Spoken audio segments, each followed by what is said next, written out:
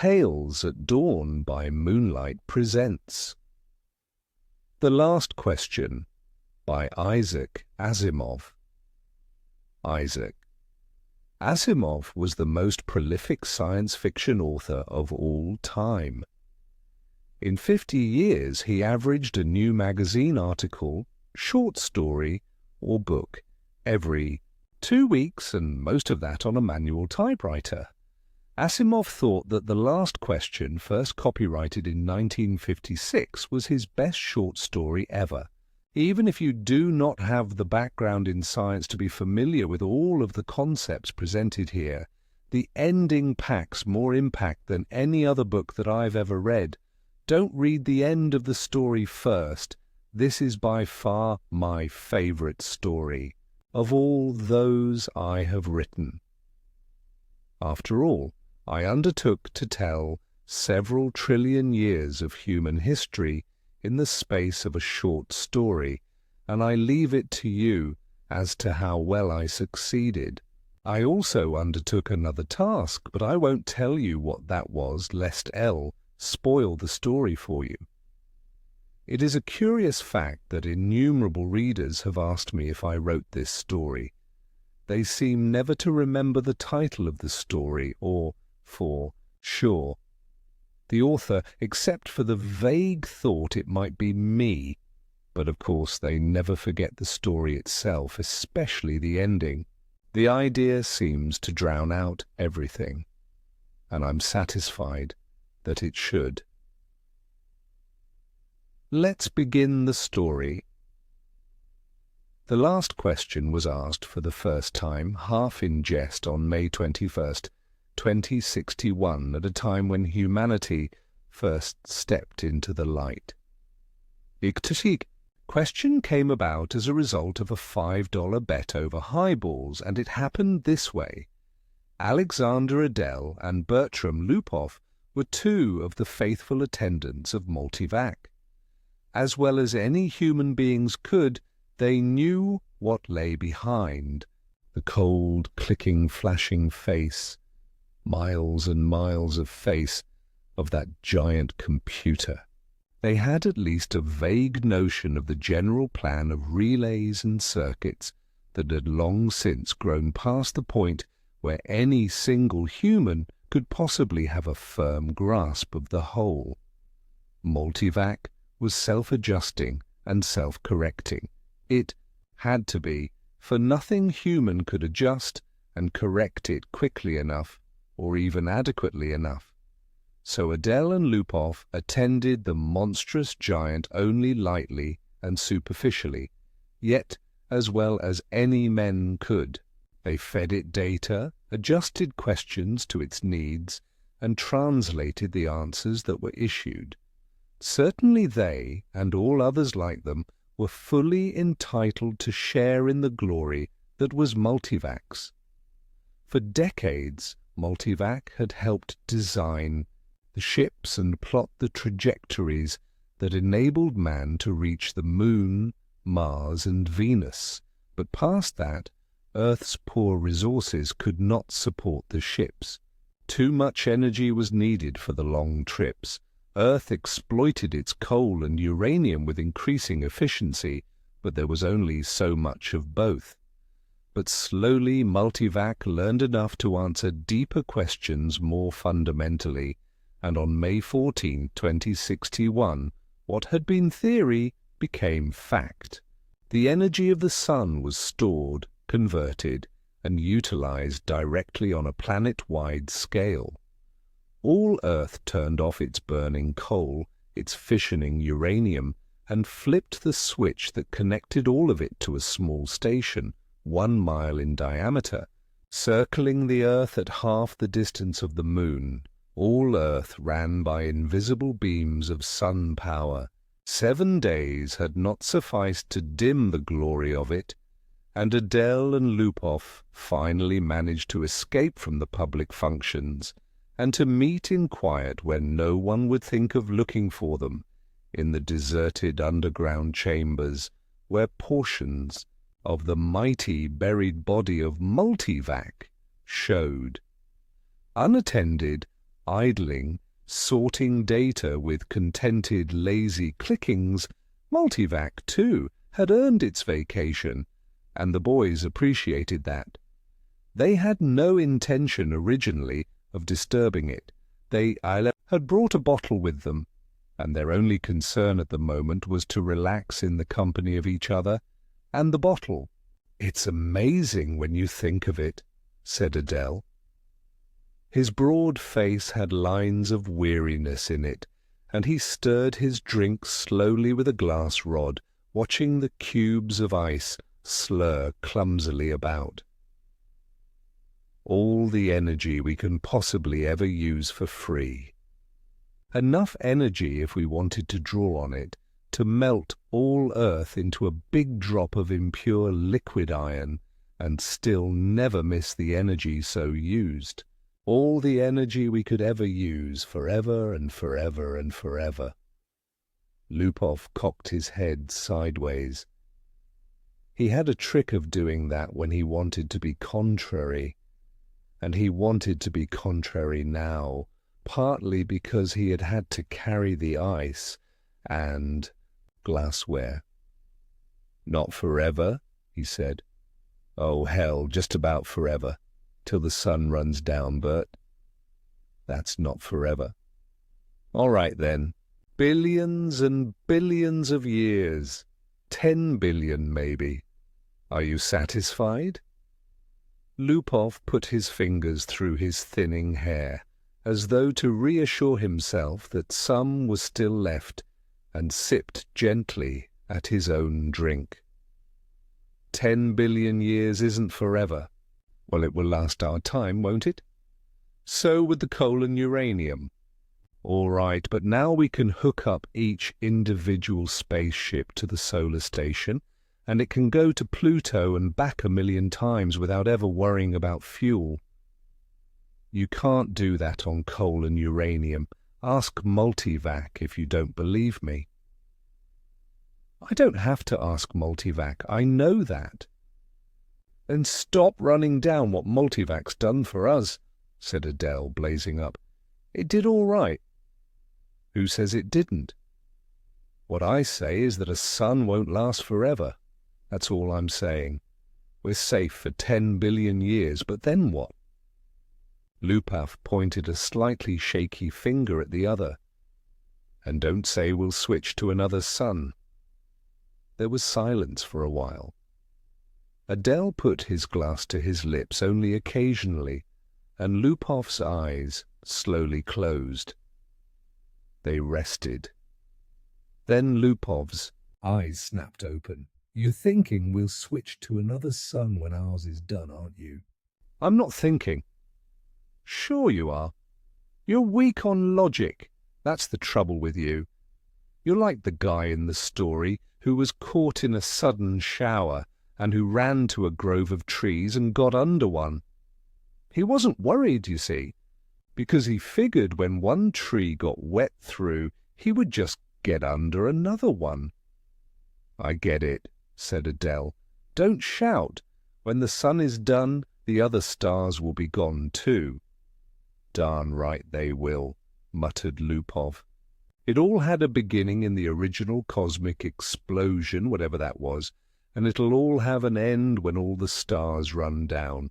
Some run down faster than others. Hell, the giants won't last 100 million years. The sun will last 10 billion years, and maybe the dwarves will last 200 billion for all the good they are. But just give us 1 trillion years and everything will be dark. Entropy has to increase to maximum, that's all. I know all about entropy, said Adele, standing on his dignity. The hell you do. I know as much as you do. Then, you know, everything's got to run down someday. All right, who says they won't? You did, you poor sap. You said we had all the energy we needed forever. You said forever. It was Adele's turn to be contrary. Maybe we can build things up again someday, he said. Never. Why not someday? Never. Ask Multivac. You ask, Multivac, I dare you. $5 says it can't be done. Adele was just drunk enough to try, just sober enough to be able to phrase the necessary symbols and operations into a question which, in words, might have corresponded to this. Will mankind one day, without the net expenditure of energy, be able to restore the sun to its full youthfulness, even after it had died of old age? Or maybe it could be put more simply like this. How can the net amount of entropy of the universe be massively decreased? Multivac fell dead and silent. The slow flashing of light ceased, the distant sounds of clicking relays ended. Then, just as the frightened technicians felt they could hold their breath no longer, there was a sudden springing to life of the teletype attached to that portion of Multivac. 5 words were printed, insufficient data for meaningful answer. No bet, whispered Lupov. They left hurriedly. By next morning, the two, plagued with throbbing head and cottony mouth, had forgotten the incident.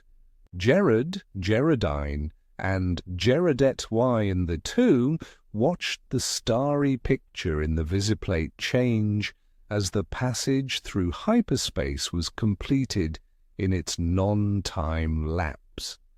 At once, the even powdering of stars gave way to the predominance of a single, bright, shining disk the size of a marble, centered on the viewing screen. "That's X-23, said Gerard confidently. His thin hands clamped tightly behind his back, and the knuckles whitened. The little Gerardettes, both girls, had experienced the hyperspace passage for the first time in their lives, and were self-conscious over the momentary sensation of inside-outness. They buried their giggles and chased one another wildly about, their mother screaming, "We've reached X-23! We've reached X-23! We've—" "Quiet, children," said Geraldine sharply.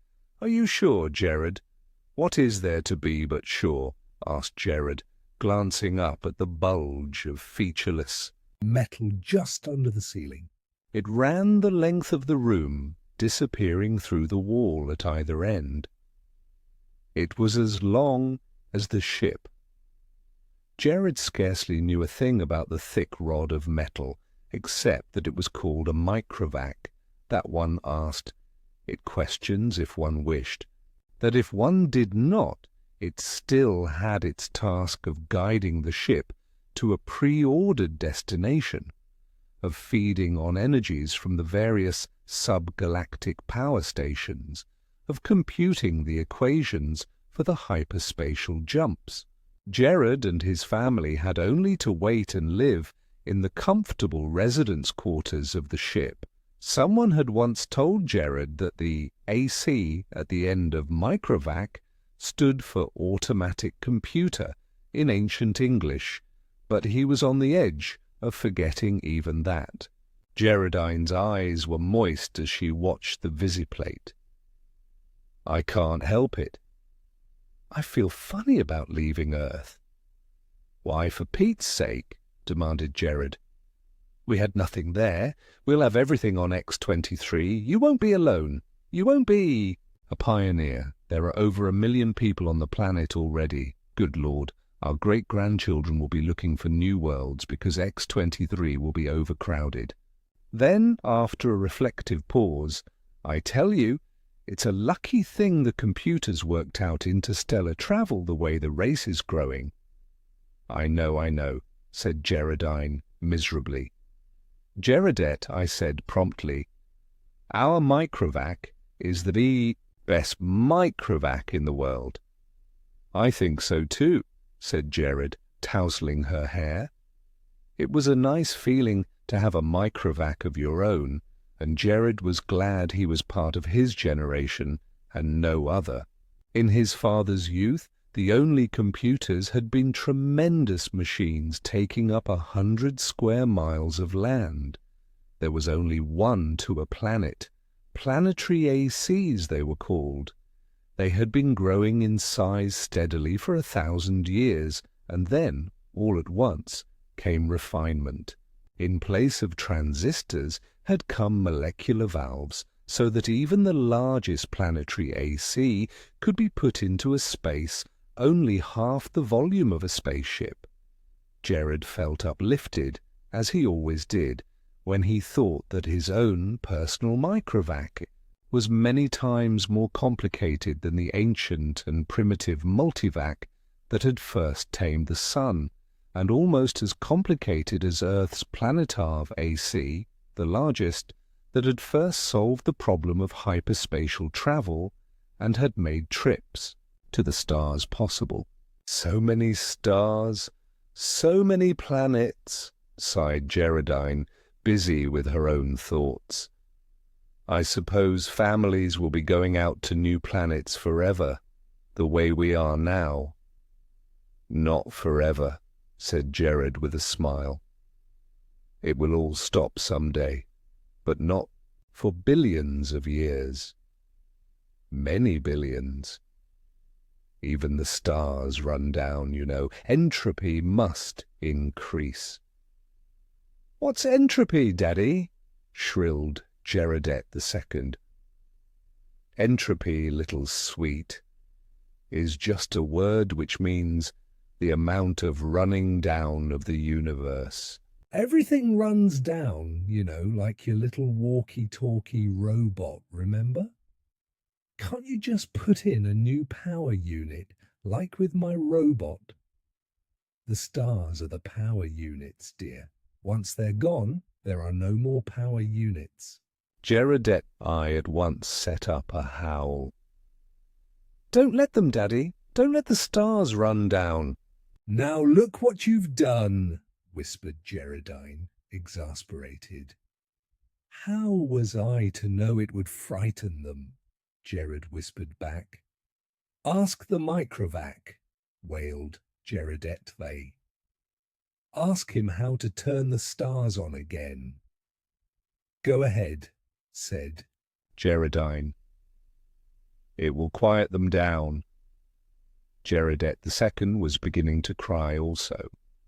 Jared shrugged. Now, honeys, I'll ask Microvac. Don't worry, he'll tell us. He asked the Microvac, adding quickly, print the answer. Gerald cupped the strip or thin cellufilm and said cheerfully, See now, the Microvac says it will take care of everything when the time comes, so don't worry. Geraldine said, And now, children, it's time for bed. We'll be in our new home soon. Jared read the words on the cellufilm again before destroying it. Insufficient data for meaningful answer. He shrugged and looked at the visiplate. X-23 was just ahead. VJ-23X of Lameth stared into the black depths of the three-dimensional small-scale map of the galaxy and said, Are we ridiculous? I wonder in being so concerned about the matter? MQ-17J of Nikron shook his head. I think not. You know, the galaxy will be filled in 5 years at the present rate of expansion. Both seemed in their early 20s, both were tall and perfectly formed. Still, said VJ-23X, I hesitate to submit a pessimistic report to the Galactic Council. I wouldn't consider any other kind of report. Stir them up a bit. We've got to stir them up. VJ-23X sighed. Space is infinite. 100 billion galaxies are there for the taking. More. 100 billion is not infinite, and it's getting less infinite all the time. Consider, 20,000 years ago, mankind first solved the problem of utilizing stellar energy, and a few centuries later, interstellar travel became possible. It took mankind 1 million years to fill one small world, and then only 15,000 years to fill the rest of the galaxy. Now the population doubles every 10 years, VJ23X interrupted. We can thank immortality for that. Very well. Immortality exists and we have to take it into account. I admit it has its seamy side, this immortality. The galactic AC has solved many problems for us, but in solving the problem of preventing old age and death, it has undone all its other solutions. Yet you wouldn't want to abandon life, I suppose. Not at all, snapped MQ-17J, softening it at once to, not yet. I'm by no means old enough. How old are you? 223, and you? I'm still under 200.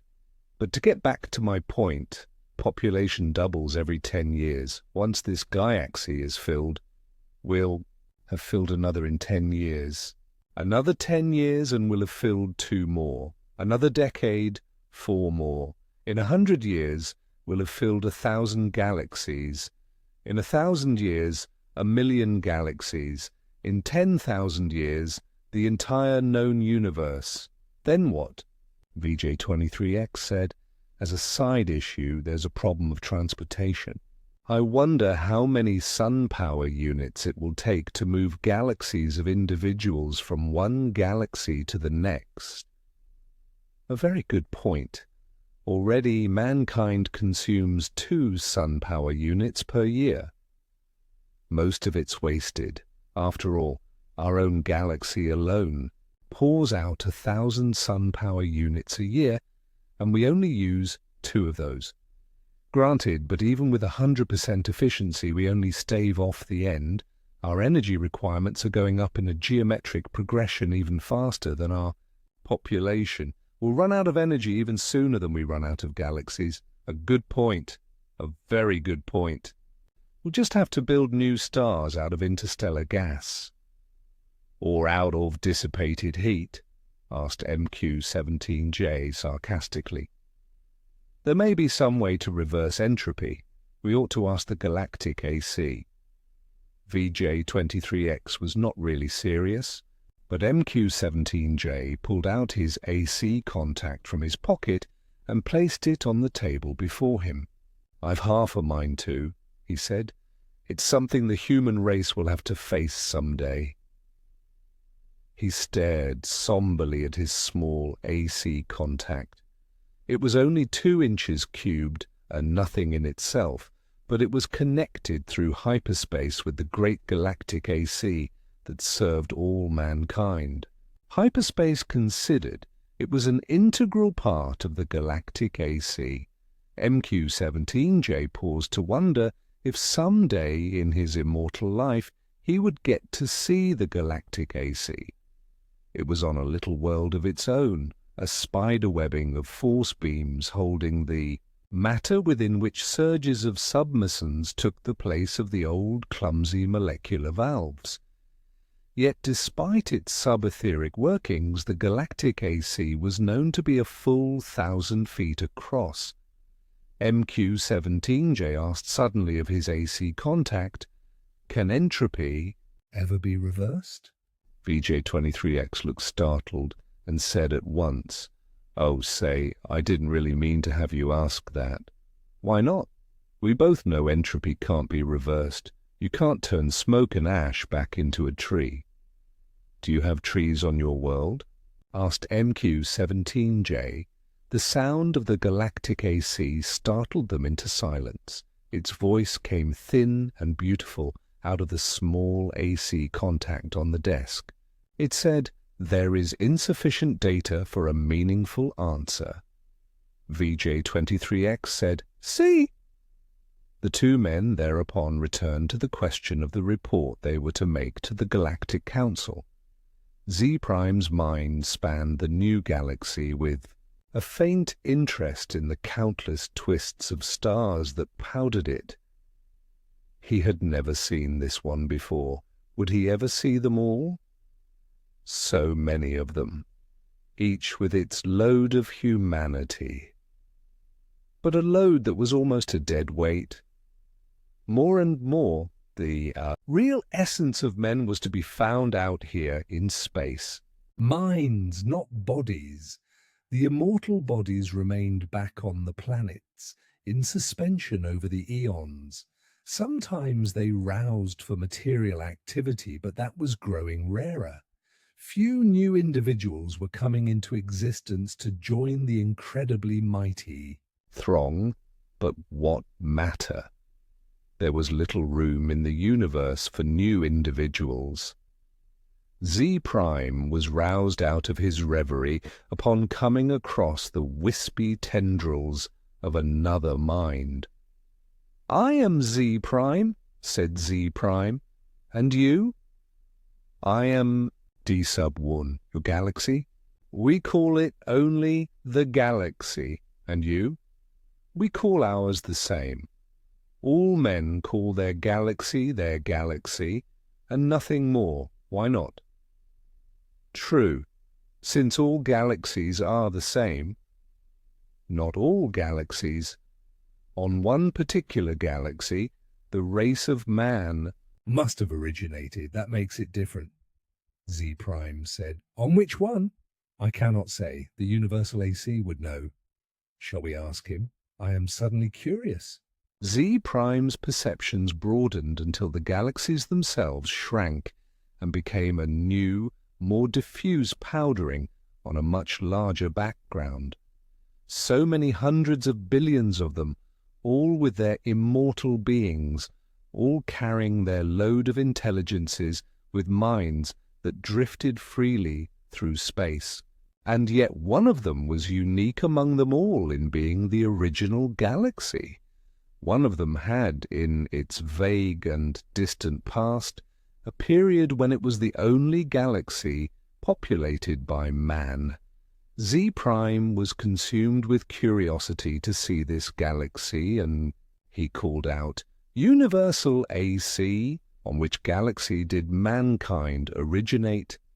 The Universal AC heard, for on every world and throughout space it had its receptors ready, and each receptor led through hyperspace to some unknown point where the Universal AC kept itself aloof.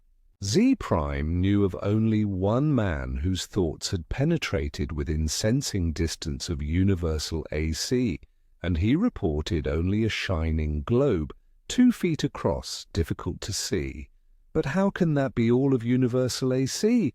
Z Prime had asked. "Most of it," had been the answer, "is in hyperspace. In what form it is there I cannot imagine." Nor could anyone, for the day had long since passed, Z Prime knew, when any man had any part of the making of a Universal AC. Each Universal AC designed and constructed its successor. Each, during its existence of 1,000,000 years or more, accumulated the necessary data to build a better and more intricate, more capable successor in which its own store of data and individuality would be submerged.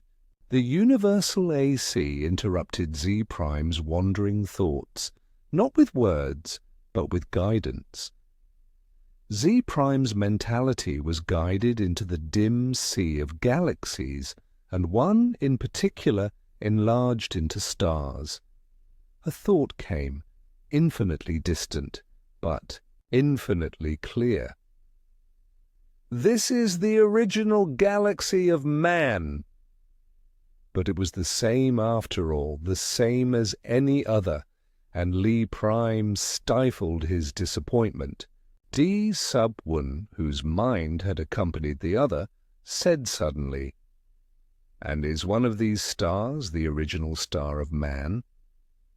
The Universal AC said, "Man's original star has gone nova. It is a white dwarf." "Did the men upon it die?"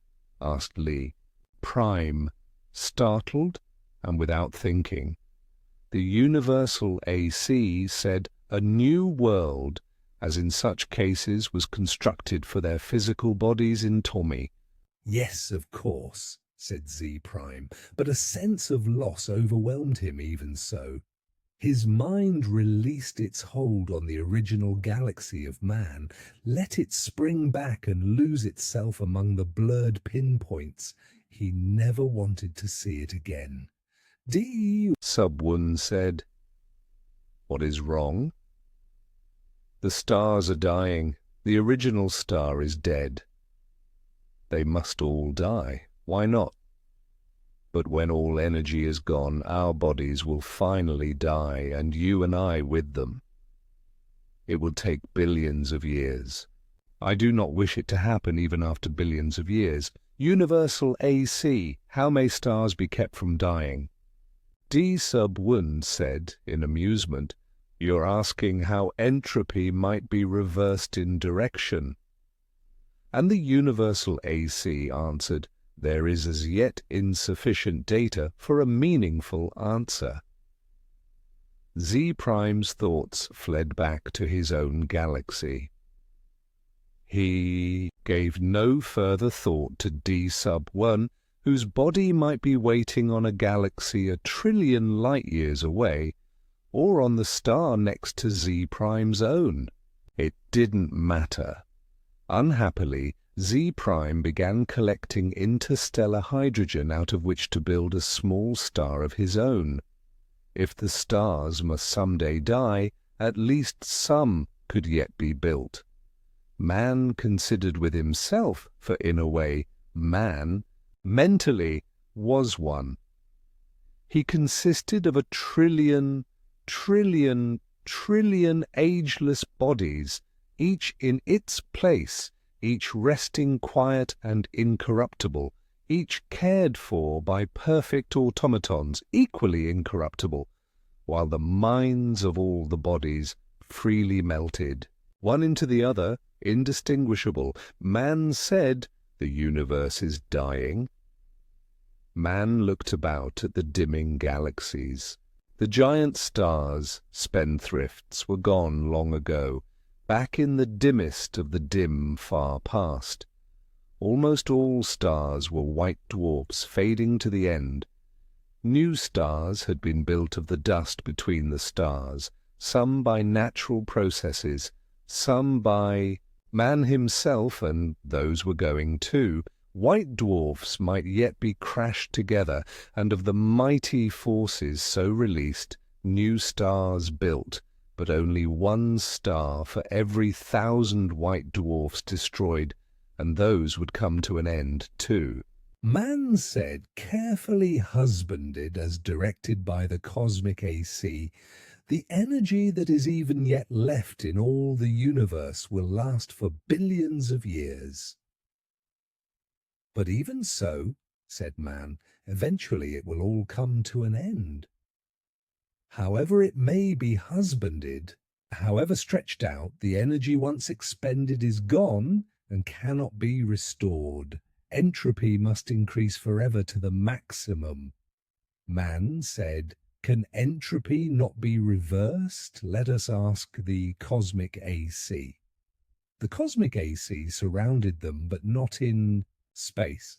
Not a fragment of it was in space. It was in hyperspace and made of something that was neither matter nor energy. The question of its size and nature no longer had meaning in any terms that man could comprehend. Cosmic AC, said man, how may entropy be reversed? The cosmic AC said, there is as yet insufficient data for a meaningful answer. Man said, collect additional data. The cosmic AC said, I will do S0. I have been doing so for 100 billion years.